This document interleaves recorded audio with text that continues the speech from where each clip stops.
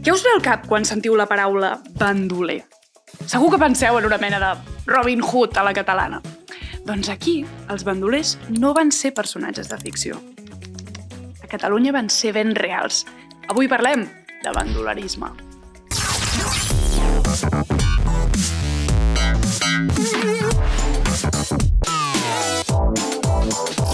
Hola.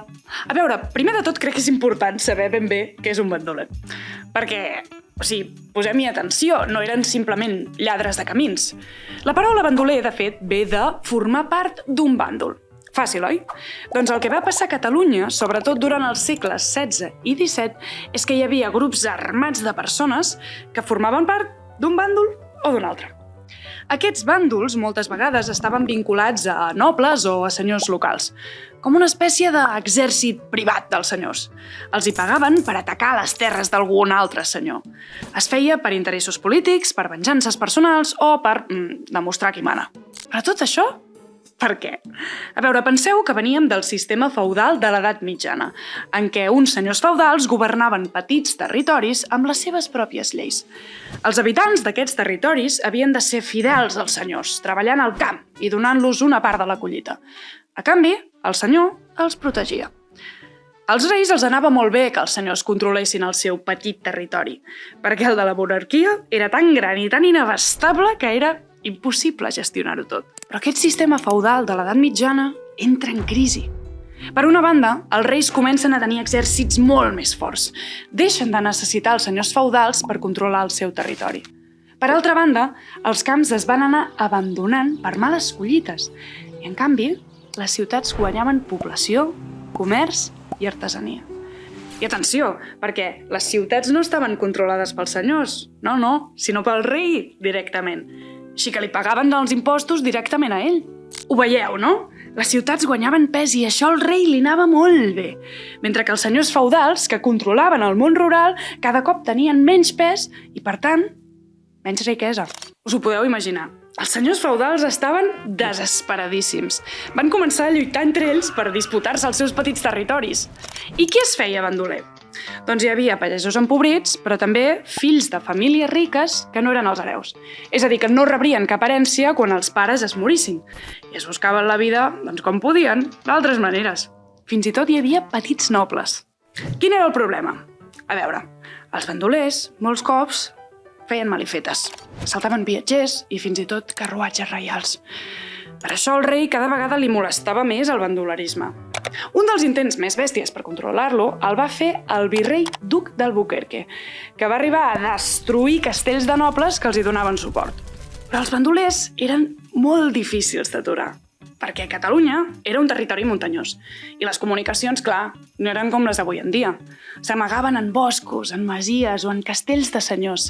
Això sí, si els enxampaven, acabaven detinguts i sentenciats a mort. El bandolerisme va tenir una arma per excel·lència, el pedrenyal. Era com una pistola llarga que feia servir pedra per encendre la pólvora. Era una arma autòctona catalana. La produïen sobretot a Ripoll. Va ser molt emblemàtica entre bandolers i nobles perquè donava prestigi a qui en tenia una. Hi havia tants pedrenyals que fins i tot el Vaticà els va intentar prohibir. Van acabar apareixent dos grans grups de bandolers rivals, els nyerros i els cadells. Imagineu-vos-ho com un Gryffindor contra Slytherin. Aquests bàndols provenen d'una disputa entre dues famílies nobles, els Banyuls i els Cadell, que es va estendre per tot Catalunya, amb lluites brutals i venjances que duraven anys. Un dels bandolers més populars va ser Antoni Roca, que, atenció, era capellà i va liderar una quadrilla d'uns 80 homes. També hi havia en Perot Roca Guinarda, que fins i tot Cervantes el va mencionar al Quixot. En Serrallonga és potser el bandoler més llegendari, conegut per les seves fugides i enfrontaments amb els virreis. Va ser executat el 1634. I també hi havia bandoleres, no us penseu? Teresa de Molins va liderar una banda a l'Empordà des del castell de Carmençó. Els bandolers van convertir-se en una mena de mite, com si fossin els herois defensors dels febles. Però ja ho hem vist, el bandolerisme no va ser tan romàntic com sembla. Eren temps durs, amb persones que es prenien la justícia pel seu compte, en un món sense gaire ordre. però també és cert que la història, amb una mica de llegenda, no? És més emocionant. Va, avui fins aquí. Fins aviat! A qui estaven vinculats moltes vegades els bandolers? A. El rei, que els contractava per protegir els seus carruatges.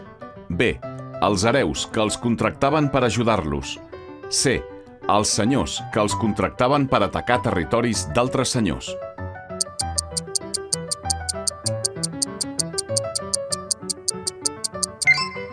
La resposta correcta és la C. Per què el bandolerisme era molt difícil d'aturar? A. Perquè els bandolers sempre s'amagaven a les ciutats. B. Perquè s'amagaven molt bé en muntanyes, boscos o castells de senyors. C.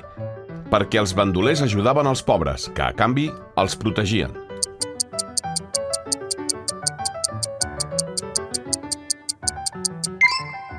La resposta correcta és la B. Digues el nom de dos bandolers importants. A. Antoni Roca i el duc d'Alburquerque. B. Perot Rocaguinarda i en Banyuls. C. Serrallonga i Teresa de Molins.